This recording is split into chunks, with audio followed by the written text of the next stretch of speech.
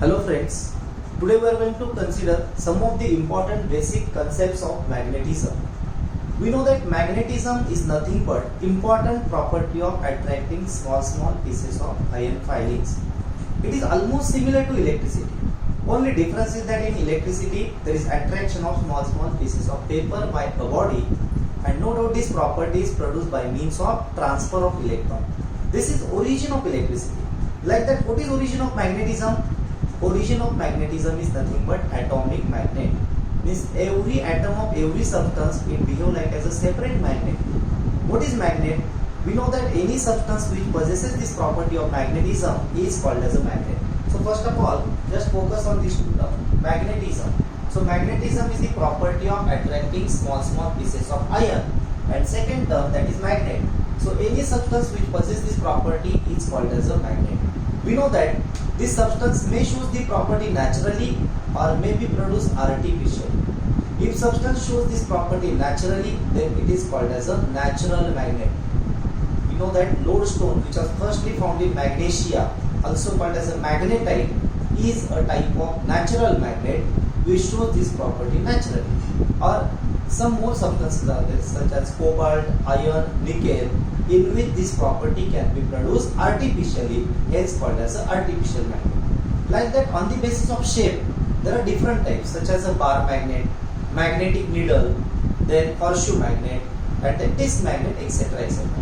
We know that bar magnet is like in the form of a bar, rectangular shape. Next one, yes, magnetic needle, it is wide at the center and pointed at the two ends. Already we discussed in magnetic compass. Next, yes, horseshoe magnet, it is U in shape. So it is also called as a U-shaped magnet. And disc, if it is in the form of a disc, it is called a disc magnet. Every magnet, we know that it shows two properties. When it is freely suspended in air media, it always comes to rest in, yes, north-south direction. The end which is pointing towards north direction. For example, suppose this is a bar magnet under consideration. This is the end which is pointing towards north direction when freely suspended. Hence it is called as a N pole. Another end which is pointing towards south direction is called as a S pole. No doubt these two poles are called as a fictitious poles. Why word is used as a fictitious poles? Because their positions are not fixed. We cannot say that this N pole is exactly at the end of magnet and S pole is also exactly at the end. It is little distance inside. So which one is this point? Actually, second property of magnet, when it is deep in iron filings, we know that maximum iron filings get attracted at these two ends. This is first end and this is second end.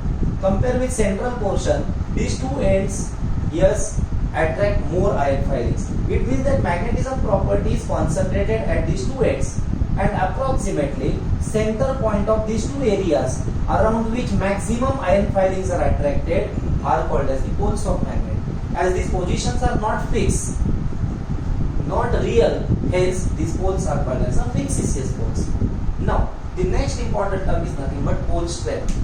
We know that iron filings are attracted by these two poles, N pole and S pole respectively.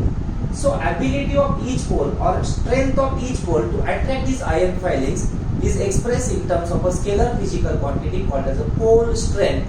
Pole strength, strength of pole means ability of each pole to attract iron filings is called as a pole strength. It is generally denoted with letter small m, and no doubt as there are two poles, N pole and S pole, for these two poles respectively, the symbol used it is small m with plus and minus sign. So for N pole we are using here plus small m, and for S pole we are using minus small m.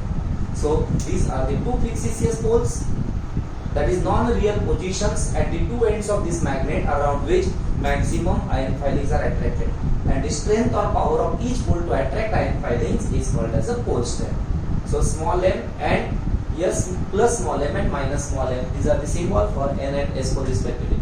Its SI unit is ampere meter. Remember, very important, SI unit is ampere meter for pole strength.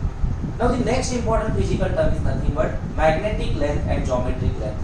Now let us focus on magnetic length. What is my magnetic length? The distance between two poles. See here, distance between these two poles, linear distance between these two poles forming this dipole is called as a magnetic length. These are the two poles by which this dipole is formed. So distance between these two poles is called as a magnetic length. While total length of this bar magnet is called as geometric length. No doubt. There exists certain relation between these two, and approximate formula is given. Magnetic length is equal to 2L is always equal to 5/6 times geometric length. Remember this formula, very important. Magnetic length is equal to 2L. Generally symbol used for magnetic length is 2L, and it is given by formula 5/6 times geometric length. It is approximate relation and applicable for all the bar magnets. Now next important physical term is nothing but magnetic axis. What do you mean by magnetic axis? A straight line joining the center of poles of this magnet. A straight line passing through center of these two poles forming this dipole is called as magnetic axis. As we are studying magnetism, for every term there is a word magnetic. Magnetic axis, then magnetic equator. What do you mean by magnetic equator? A line perpendicular to axis passing through center. See here. On this line divide dipole into two equal parts. Hence it is also called as a perpendicular bisector. This perpendicular bisector of magnet, or also called as a magnetic dipole, is called as its magnetic equator. So these are important physical terms related with the bar magnet. The next important physical term, which is very important, is called as magnetic dipole moment. Magnetic dipole moment. It is a vector physical quantity. Generally symbol used, it is either small m or capital M, but it is vector, be careful. It is a vector physical quantity. Magnetic dipole moment is a vector quantity. We know that magnet consists of two poles, so it combinedly gives rise to its own magnetic field in the surrounding space. And no doubt, in order to describe strength of that magnetic field of this magnet, we are using a vector physical quantity, that is magnetic dipole moment. Now, it is a vector in magnitude. Magnetic dipole moment is defined as the product of either pole strength and magnetic length, small m into 2L. So this is very important formula again while solving problems. 2L, always remember magnetic length, m be the pole strength. So as per this formula, SI unit pole strength ampere meter, length meter. So ampere meter square, this is SI unit for magnetic dipole moment. Now as it is a vector, it is always represented on the axis from S pole side to N pole side, negative pole to positive pole. This is the representation. So these are some of the important physical terms related with this bar magnet. Is it clear to you? So prepare well for all these physical quantities, which will be very important to consider next important concepts of this magnetism. Okay, thank you.